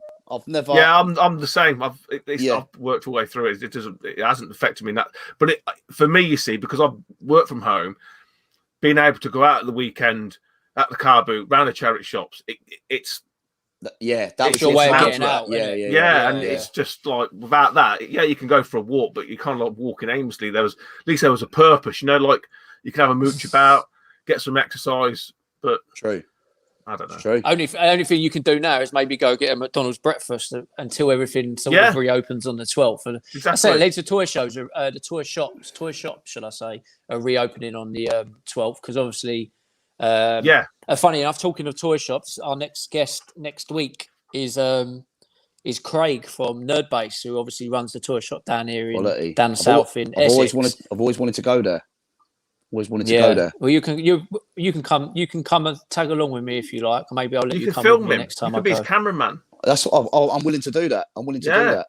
You could do. Yeah. You can narrate it all. You know. Yeah, I'll do that. Yeah, I'll like an Attenborough. Here he is. You can hold it and go. Yeah. Here he is in his natural habitat. When I'm looking for all them Transformers and that. Yeah. And we could do a segment as well where you shoplift, and we'll see. Do you know what I mean? If you can get caught or not. If you get caught or not. You've just told Craig's probably watching now. I know. Yeah. We're doing a segment, and it's like you come out of there, and at the end, what did you get away with, Tom? What did you steal?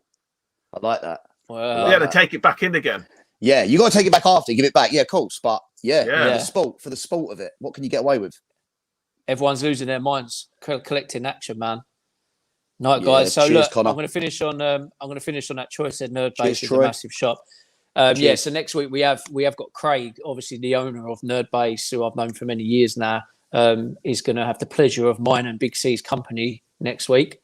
Hopefully with a bit of luck. I need to finalise some bits with him. Otherwise, it's going to be me and you, Big C, next week. And I don't think anyone really wants to ask you. No one's going to want to watch that. No one's going to want to watch that. No, for sure. But listen, as always, I want to give a massive thank you to Why Are You That Way, Mr. Big C, the co-host, and of course our retro gaming guest tonight, our one and only, because we haven't had any other retro gamers, and we're not going to have any more on this. Not this season, anyway. Maybe when we go to one a month, we may. You might have to be our resident. You might have to be our resident gamer, and Scott does everything. Tooty UK might have to be our resident retro gamer that we pull out whenever we do retro gaming segments. Oh, there's loads of other people. I could point you at some of the people. Not a problem. They won't be as good as you, though, Stu. No, Oh, wicked stuff. But no, probably Stu, obviously, thanks for taking cheers, an Stu. hour and 45 out of your Cheers, evening mate. to come and chat to us. And obviously, a massive thank you to everyone. Congratulations to the 2 who won these as well. I'll be in touch or get in touch with me, whatever. And yeah, as everyone, as I always say, guys, if you're watching on YouTube, don't forget to give smash that fucking like button, all right, and smash that subscribe button. And Facebook, obviously, yeah, Facebook's garbage, so I don't even want to talk about it. But yeah, thanks for watching, everyone. Thank And you. We'll Cheers, see Stu. you all next week. See you later. Thanks all. See you Take later. care, Thanks, Tom. everyone.